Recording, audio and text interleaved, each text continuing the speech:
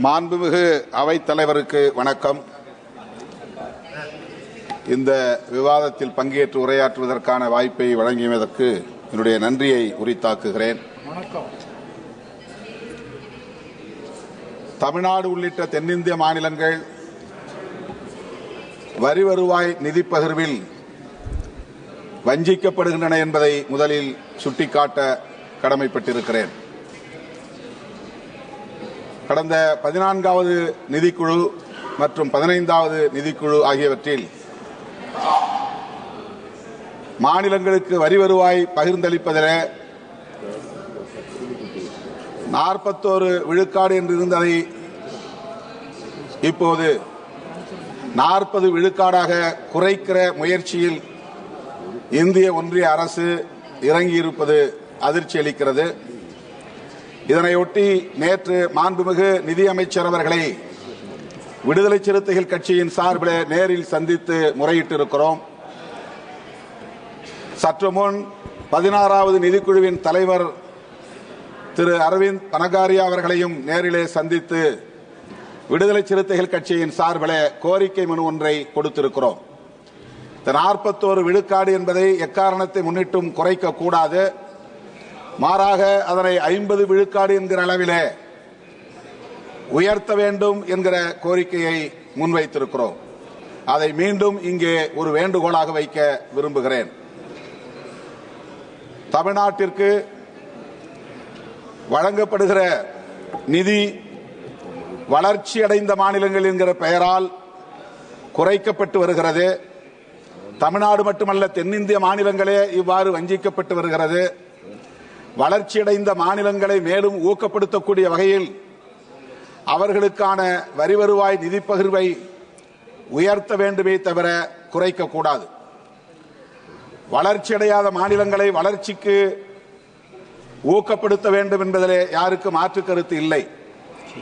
ஆனால் மத்திய ஒன்றிய அரசின் திட்டங்களை திறம்பட நிறைவேற்றி வருகிற தமிழ்நாடு உள்ளிட்ட தென்னிந்திய மாநிலங்களை வளர்ச்சியடைந்த மாநிலங்கள் என்கிற பெயரால் வஞ்சிப்பது தண்டனையாக இருக்கிறது. இப்படி இந்த மாநிலங்களை தண்டிப்பது நியாயமா என்பதை இங்கே கேள்வியாக எழுப்ப விரும்புகிறேன். ஒட்டுமொத்தத்திலே 9வது நிதிக்குழுவின்படி தமிழ்நாடுக்கு 7.9% நிதி பகிர்வு கிடைத்தது.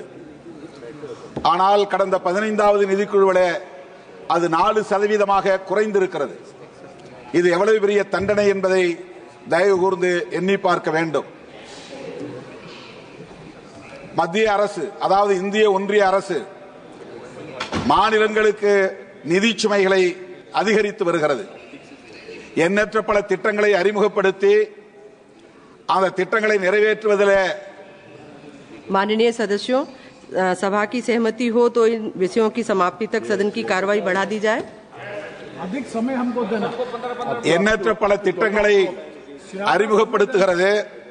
சென்ட்ரலி ஸ்பான்சர்ட் ஸ்கீம்ஸ் என்கிற ஒன்றிய அரசு பங்கேற்கும் திட்டங்கள், நிதி பகிர்வளிக்கும் திட்டங்கள்.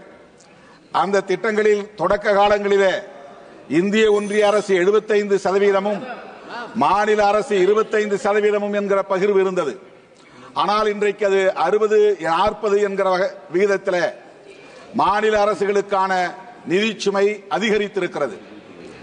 இதனை தயவு கூர்ந்து இந்த நிதி சுமையை குறைக்க வேண்டும் என்று கேட்டுக்கொள்கிறேன்.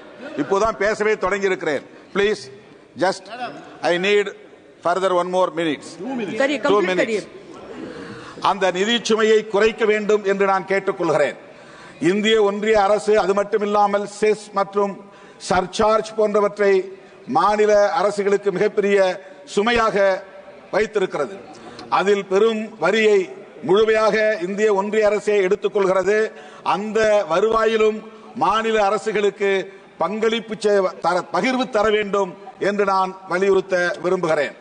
அதேபோல மாநிலங்களுக்கு இந்த நிதி பகிர்வு தொடர்பாக கையாளக்கூடிய கிரைட்டீரியா, அவற்றை ரீடிசைன் செய்ய வேண்டும், மறு ஆய்வுக்கு உட்படுத்த வேண்டும். வளர்ச்சியடைந்த மாநிலங்கள் பாதிக்கப்படாத வகையிலே அவற்றை உருவாக்க வேண்டும் என்று நான் கேட்டுக்கொள்கிறேன்.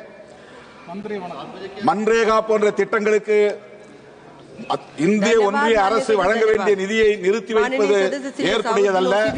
அந்த நிதியை உடனடியாக விடுவிக்க வேண்டும். Thank you, madam, for giving the opportunity.